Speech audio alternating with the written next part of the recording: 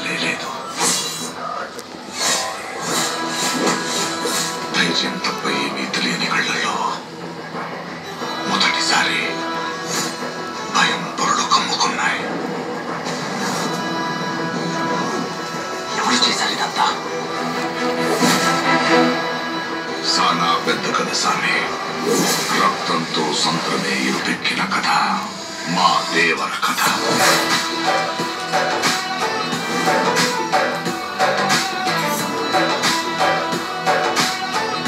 మనిషికి బతికేంత ధైర్యం చాలు, చంపేంత ధైర్యం కాదు.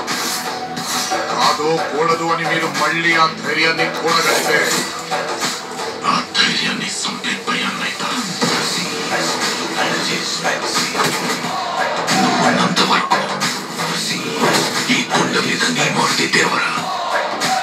దేవరను చంపాలంటే సరైన సమయమే కాదు, సరైన ఆయుధము దొరకాలి.